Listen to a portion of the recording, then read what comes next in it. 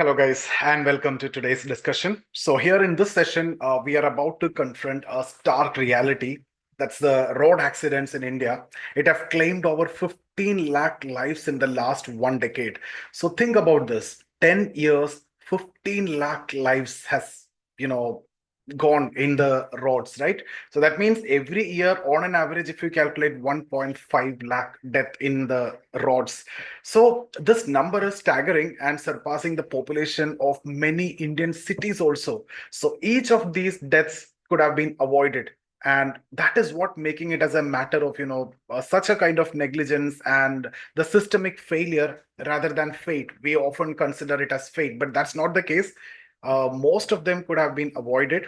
It could be because of, negligence and systemic failure. So today, in this session, we will be diving deep into the reasons behind the crisis, and also we try to explore what must be done to make our roads safer. So, guys, let's get started. I have a PPT to share with the help of which I'll be explaining this.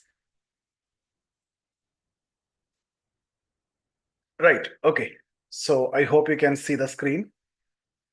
All right. So if you look at the statistics, it's very shocking, right? From 2014 to 2023, over 15 lakh people lost their lives in the road crashes across India. And this is more than the population of Chandigarh, if you see. So to put it in a perspective, every day, on an average, 475 lives are lost on Indian roads. Uttar Pradesh, Tamil Nadu, Maharashtra, Madhya Pradesh, and Karnataka rank as the top five states in road fatalities. So, despite numerous global commitments, interventions by Supreme Court, and the government initiatives, the numbers continue to rise. So, that is actually revealing a grim failure to address the core issue. Okay, so if you look at the root cause, or we can compare it with the world average also. So if you look at the comparison, India's road accident death rate is alarmingly higher compared to other nations. For every 10,000 kilometers of road network, India records 250 fatalities and far surpassing China's 119. So it's almost double. And the USA 57. So it's almost five times. And Australia's 11, which is almost 25 times. So this gap actually highlights the urgent need to address this systemic flaws and kind of negligence in road safety. So see, the countries like Malaysia have successfully reduced fatalities, through targeted measures. India struggled to make a significant impact in this dimension. So now, what are the root cause? If you see, what drives this surge in road accidents?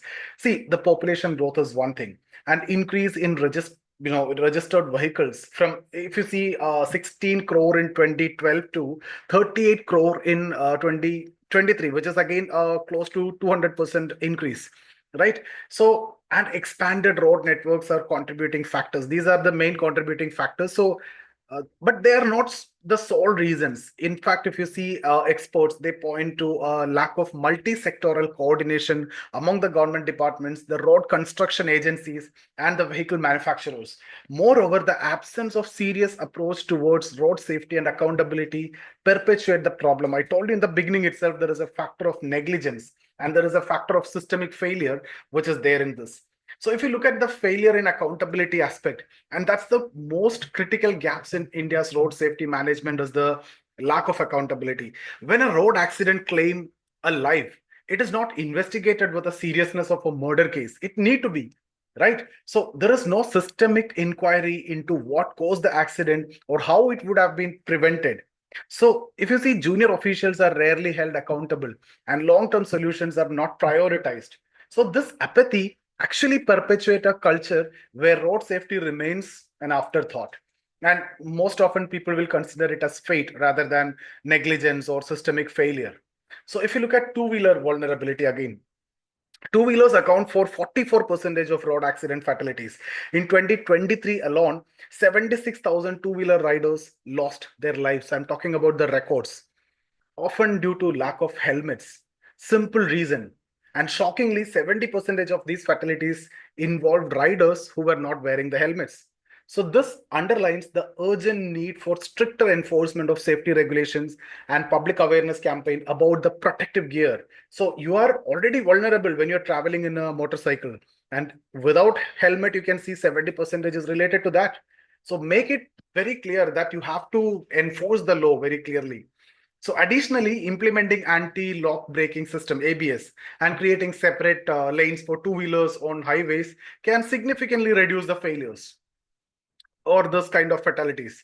So see, if you see the lessons from global success or from other nations, like countries like Malaysia have successfully addressed similar issues by creating separate lanes for two-wheelers on highways. So this measure alone led to significant reduction in road clashes and crashes and saved significant number of lives also. So India can learn so much from such examples and incorporate them into its road safety framework.